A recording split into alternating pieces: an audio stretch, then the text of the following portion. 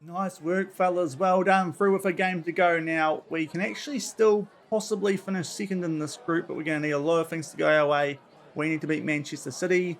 Anderlecht need to do something against Barcelona. So I think the most sensible thing to do here with end of season awards coming up tonight is just get on the piss, do it for 3 weeks, and then just see what happens against City, because Anderlecht, they're a bit rubbish, aren't they? So I think we can just get on the piss. Early end of season party. Let's go. Oi, oi, oi, oi.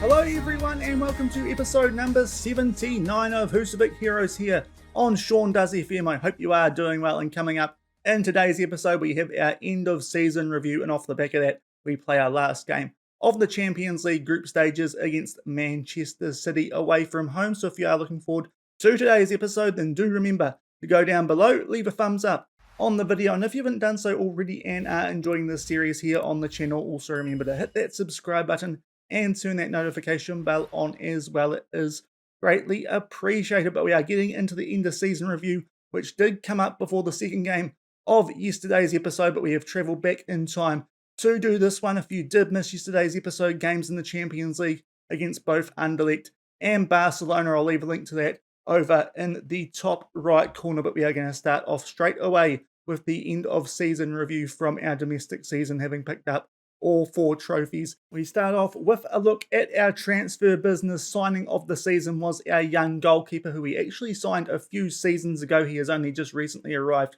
having turned 18, and that is Shaun. He started a lot of our domestic league games, and he did end up with a 7.18 rating, £700,000 used on him. The Serbian goalkeeper with 2-star current ability, 3.5-star potential, so not as much potential as when we first did sign him, but he is a decent young prospect who could in future become homegrown in both nation and club. He picks up signing of the season. But some other good ones that we did make on free transfers: Melcy Martins, 23 goals, 7 assists in 17 starts. We've got Maurizio Goffi, who joined us halfway through this season, 9 appearances, 4 goals and 2 assists. Rosario Renzi, one of our biggest spends, £1.8 million. He had a good first season, as did Werner Bayer, our highest transfer so far in this save, £3.5 million. Did a good job in behind Nicolosi Caviglia as the box-to-box midfielder. And then we make our way down to Alejandro Meza, who was pretty close to getting a green rating, £750,000 spent on our new starting left back, and he does have a lot of potential. Probably the best bit of business that we did actually do transfer-wise this year. Didn't quite hit the ground running quite as much as we would have liked, replacing Leandro Diaz, but he should be improving for the next couple of seasons. Then and behind that, the likes of Sigurd Bjornsson, Chaka Traore, who only joined us very late once we realised that Sergio Cadena was leaving us for Chelsea. And then we've got some players who didn't make appearances, ones for the future: Vlade Saric, who could usurp Martin Sviderski as our third choice Mazzala for the start of next season. And we've also got a player, Ozzy Robinson, who we signed on a free from Manchester City during the middle of the season. So on the whole, most of the transfers that we did make did have a good impact here at Völsungur in this past season. Transfers out, the big one, Sergio Cadena, he left for Chelsea, was loaned back immediately. We did get £725,000 for him, which compared to what he's worth these days is not a great deal, but 50% of next sale fee is going to be very useful when he does eventually get shifted on by Chelsea. That could provide a really big boost to the transfer budget here at Völsungur. And some other players that we did sell, most of these guys not getting much game time, at least the top couple: Diego Estrada, Lorenzo Gavioli, Kurt Shaw. But then we get to some left backs who were starters and backup players for us last season in Raul Prada and Leandro Diaz. But Diaz wanted to leave. Raul Prada hadn't quite kicked on as much as we would have liked. And then we make our way down a little bit further to some of the more familiar names from past seasons here at Völsungur. Eugenio Roselli, who started our Conference League final last season, we shifted him on for £72,000, a very short time he spent here at the club. João Pedro was a great striker for us, but had got to 31 years old, started declining, so we decided to shift him on same deal with Coutinho, and then we sold some younger players who didn't quite have the potential, the likes of Henry Reyes, Adam Kiani, Noam Bonnet. We got rid of on a free transfer, another player who was getting towards a stage of his career where his ability was on the decline, and then a few other players who weren't getting much of a sniff in and around the first team. And right down the bottom, some players who have actually been here since the beginning, but we did let them go on a mutual termination once we did not need them anymore for trained in club purposes in the UEFA competitions. Both Stein Grimson and Anna Christiansson weren't getting a lot of game time, so we let them go, albeit they have not picked up new clubs yet by the looks of it, and we loaned out a lot of players. Some of these guys will be coming back, some of them won't be, but we've got a lot of players out and about around the world on loan, albeit most of them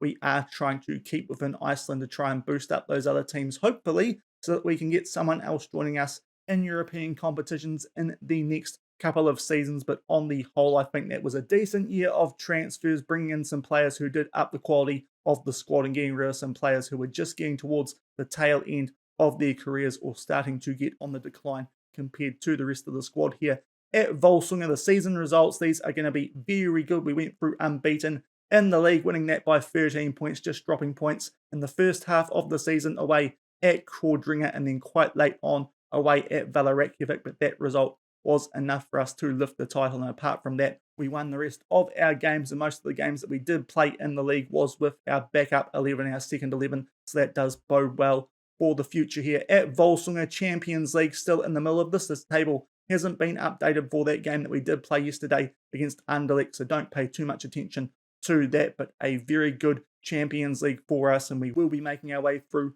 to the knockouts of a European competition, probably the Europa League knockouts, but considering that Barcelona are about to play Anderlecht on the last match week, but that is still a pretty good effort, pushing Barcelona close for that second qualifying spot. And if things do go to plan, we could still go above them, but it is very unlikely. The Malka Bikkerin, we won that fairly comfortably in the end. A little bit of a shaky first game against Halka and in the semi-final against Akranes, but we made our way through to win that for the third straight season. The Super Cup we did win again, very iffy performance that, but we got the job done against HK, and then the Deal to Bakar winning that for the sixth season in a row, I believe that was. We will be going for 7 in a row at the start of next year, alongside whichever team we get drawn against in the knockouts of European competition. Over to the moments to remember. Biggest win was the start of Champions League qualifying this year. No surprises about that. 13-0 over the Hamrun Spartans. Our match to remember was in the first knockout round of the Conference League, beating Royal Antwerp 5-0 at home with a double there to Benjamin Rubio, and the goal of the season was scored in our second game of the league season against Kordlinga, and that was by Bjarki Bjarkason. This one putting us up 2-0 from a free kick just after the hour mark, an absolute stunner into the top right corner. Of course, the goals that we scored yesterday in that Anderlecht game not counting, I would suspect that already that goal scored by Nicolucci Caviglia in that one might be up there for goal of the season next season. Our finances went up for the most part, except for broadcast revenue, which is a bit of a surprise considering that we have made the Champions League group stage and made a European final last season. But apart from that, everything else has gone up, still on a 2.5-star club reputation, which is very surprising after making a European final. That does seem to change at a different time, though. Top shirt seller at the club was Nygaard, followed by Caviglia, Larson, Rubio and Goffey, which is not a bad job from him after only joining us halfway through this past season. We will ignore this best 11, even though it does look a little bit closer to what we do play most of the time, albeit Leandro Diaz and Yao Pedro did leave us early on this season, so it is clearly still a bit bugged is this screen in game. And our accolades, club awards, fans player of the season this time around went to Gabriel Corbo. Mausi Martins picking up young player of the season. He had a really good season in the league, going quite close to winning the Golden Boot despite only playing about half of the games, with us switching between him and Rubio in the first 11. Signing of the season, as you saw earlier, Ivkovic, and same for goal of the season. Top goal scorer, Benjamin Rubio, couldn't quite get to 50 goals, but 49 goals is still a heck of an effort. Patrick Nygaard again leads the assists with 26. Most man of the matches goes to Rubio with 8. He also gets the highest average rating, so a little bit of a surprise he did not pick up the fans player of the season, and the most passes per 90 went to Rosario Renzi. Over to the competition awards, the Golden Boot for the Conference League did go to Benjamin Rubio. That would no doubt have been helped by that 5-goal haul that he did pick up in the first leg of the quarterfinal against Anderlecht. The Young Player of the Year in the domestic league did go to Pat Ainscoe, the young American right winger, and the Player of the Year, Melcy Martins, for his 17 goals in the league season. The most goals by a player in a season, record broken there from Rubio with that 49, same by Melcy Martins with the 17 in the league. Most goals by a player in a match for the club, Benjamin Rubio, with that triple hat-trick in the first qualifying round of the Champions League against the Humberan Spartans. We have the most assists by a player in a season with 26, most goals by a player in a league match. Rubio getting that as well. On for the highest transfer fee paid has actually somehow gone to Milos Petrovic, which is interesting because I'm pretty sure we spent more on Werner Bayer, but nonetheless Milos Petrovic, apparently the highest transfer fee that we have paid and the highest transfer fee received for Sergio Cadena from Chelsea, that £725,000 deal with the 50% of next sale fee included in that, and that does do the end of season bit in game. But we have a few more things that we can have a look at here. They're bringing up again the side of 2021. I'm pretty sure that they did that last season. If not, it was 2020, and the squad was pretty similar back then anyway, so we won't spend too long on that one. The best 11, where are they now? You can see there's a few players who have moved on since last year, the likes of Leandro Diaz at Firenze, Bardu at Beerschot. You got João Pedro, who has gone to one of the lower tier Benficas over in Portugal. Dordovic is somewhere else these days, as is Gavioli. Of course, we just sold him. He's gone to Linate at the start of the season. Kurt Shaw at Keflavik, Lillamosa at Helsingor, and Bjarki Baldursson still in the mix. He is at Vesmanasia, and of course Stefansson has gone to Por, and these are the players who have now been inducted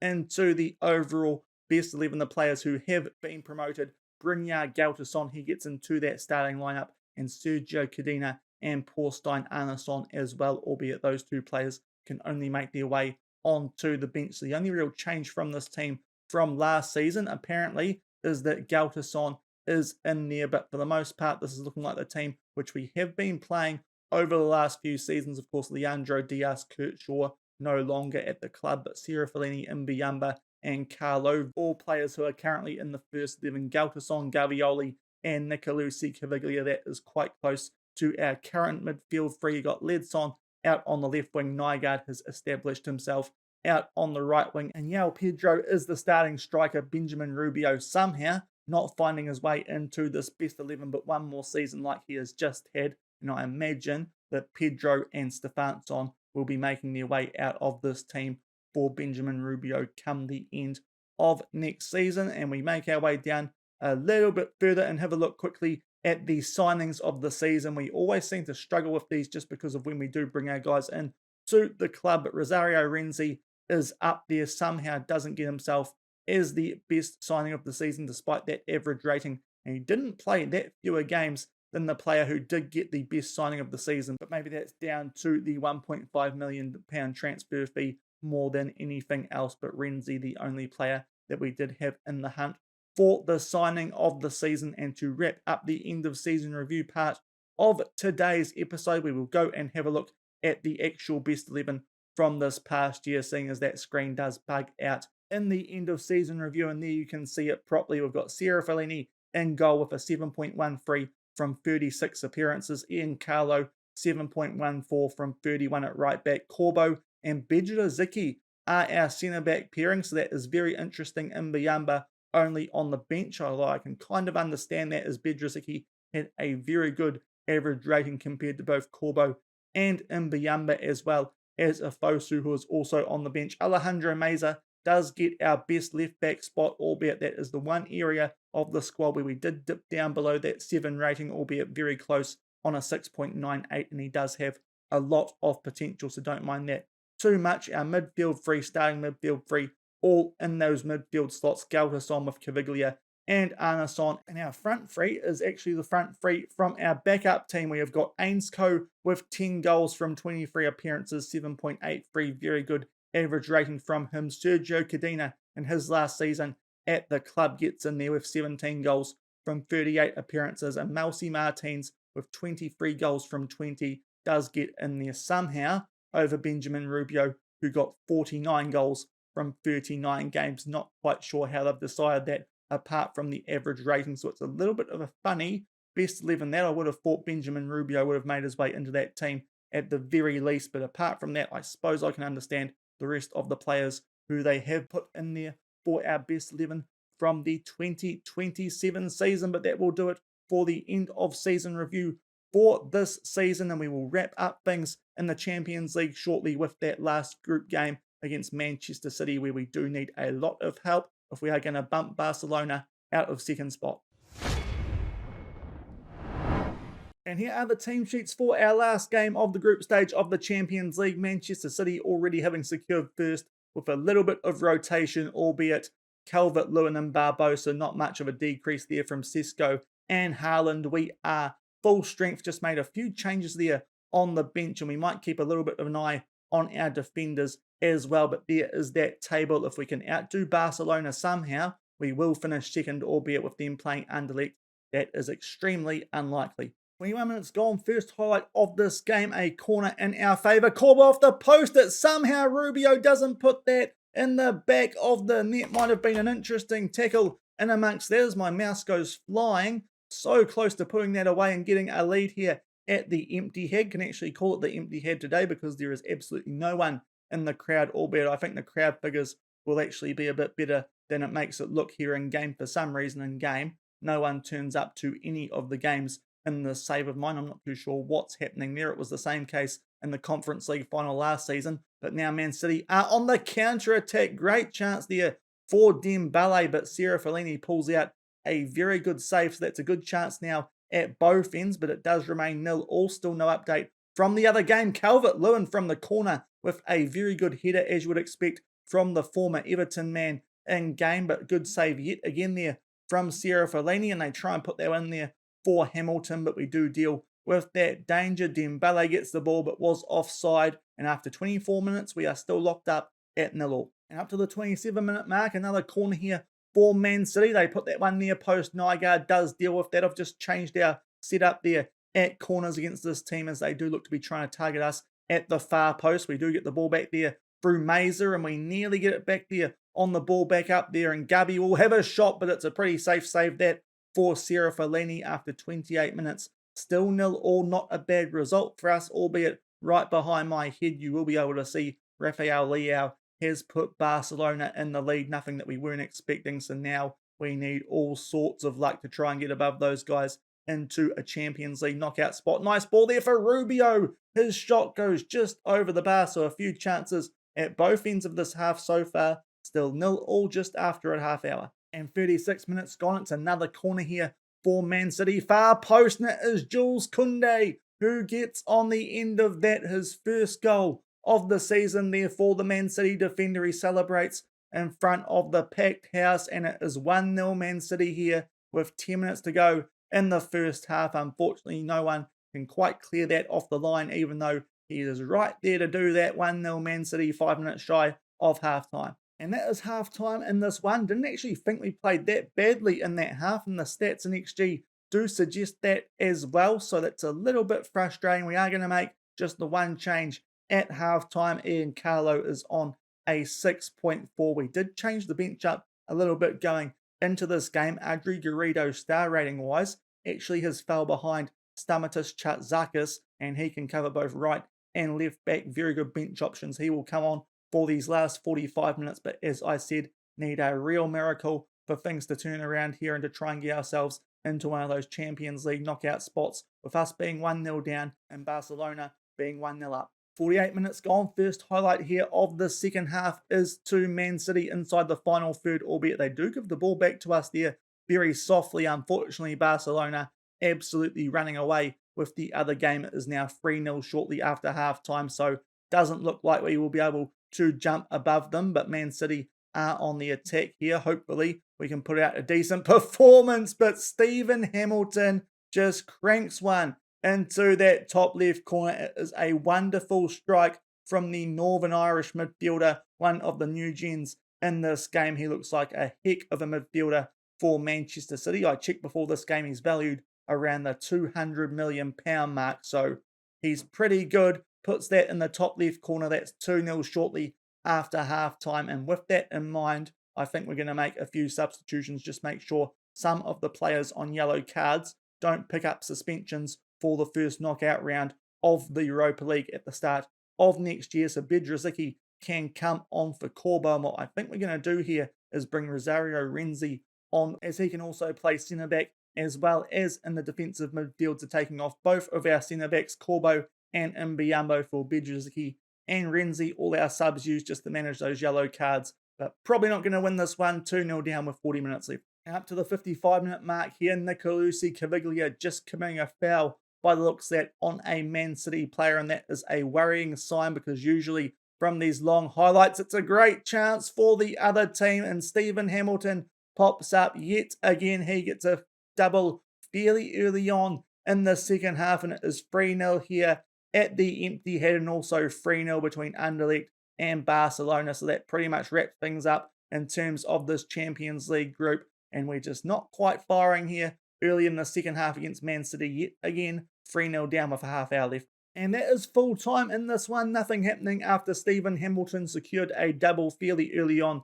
in the second half. We made those changes just to make sure no players picked up yellow cards and got suspended for that first knockout round of the Europa League. Not too disappointed with the performance, actually. I think if we got that goal from that scramble early on, that game might have been a little bit more interesting, but unfortunately, we can't break down that Man City defence yet again, and the favourites for the competition defeat us yet again by 3-0, albeit that doesn't mean too much, as Barcelona won anyway, so we finish third in this group, and that does mean we do have a Europa League knockout draw to look forward to. But I think we did pretty well there, pushing Barcelona right up until the final day, and we will come back shortly for that Europa League draw to see who we will get at the start of next week. And back in the inbox and about to take part here in the Europa League draw for the first knockout round. But before we do that, we are going to have a little bit of a look around both the Champions League, the Europa League, see how all the groups finished up in that competition, as well as have a bit of a look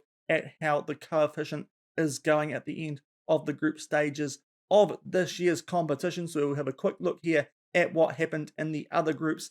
In the Champions League, of course, we were in Group A. If we make our way over to all groups, we finished third, 3 points behind Barcelona, but 7 points clear of Anderlecht. So that was a good, decent display from us in a pretty tough group, Anderlecht, aside those guys being the real whipping boys of the group. Leipzig and Lokomotiv Moscow get out of a very close run Group B. Napoli only finishing third in that one final, just miss out on the knockouts of European competition. Arsenal and Inter go through from Group C. Sevilla in the Europa League draw. Sparta Prague get knocked out. Down to Group D, PSG and Porto. They just make their way through over Shakhtar, albeit they will be in the Europa League draw. And Augsburg get knocked out. In Group E, Liverpool and Juventus, as you would expect. Real Sociedad finish thirds. They get the Europa League spot. Salzburg are the team who get knocked out. Down to Group F, Man United and Freiburg go through from that. Little bit of a surprise to see Freiburg going through ahead of Ajax. They'll be in the Europa League with us, while Galatasaray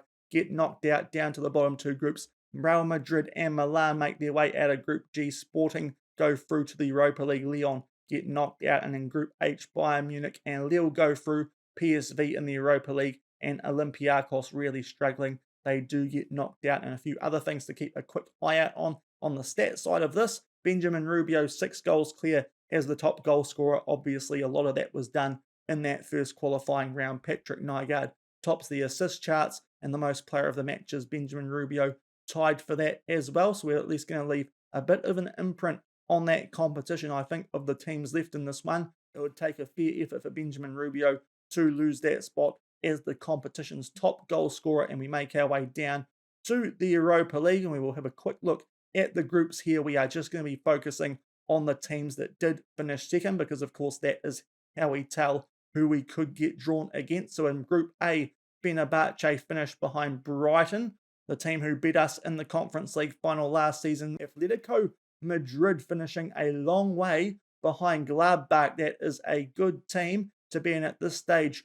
of the draw. Hopefully we can avoid those guys. It is young boys out of Group C. We know we can beat those guys. We did it in the Champions League playoff. They just miss out on top spot on goal difference to Rangers of Scotland. We've got Ludogorets Razgrad, who just get in there over Midtjylland, with Besiktas qualifying top out of Group D down to Group E. Basel finishing behind Bayer Leverkusen just above Slavia Prague. Group F, Chelsea top the group. Copenhagen are the team in this first knockout round of the Europa League. That would be an interesting tie against Danish opposition. And now down to the last two groups.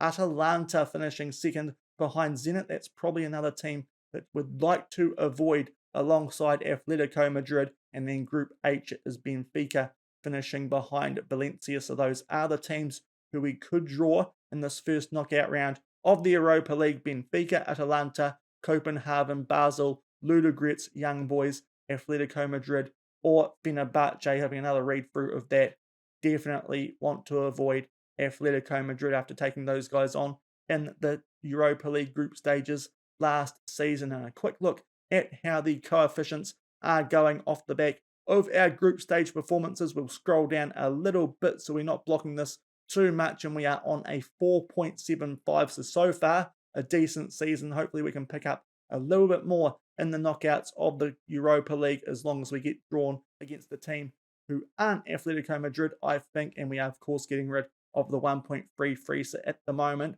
we are jumping above 5 teams, I believe, and we'll be making our way up to 15th, albeit the likes of Croatia, Cyprus, and Switzerland are close enough. And you could actually say the same about Austria, that they could just sneak past us if things don't go our way in the knockouts of the Europa League. But at the moment, we would be making our way up to 15th, and that would have a bit of impact on where we would enter in Champions League qualifying in the future. And I think we might also get an extra team in qualifying for European competitions as well. But we will now get into the Europa League draw, see which one of those 8 teams which we do get at this stage of the competition, and we will draw the teams individually. First out of the hat is Copenhagen. So this is one of the teams who we could get drawn against, but Ajax get those guys. Next up is Benfica. So the first teams being drawn out are the ones from the Europa League, but Sevilla get those guys. Next up, Madrid. We want to avoid these guys. That is brilliant. That is a knockout tie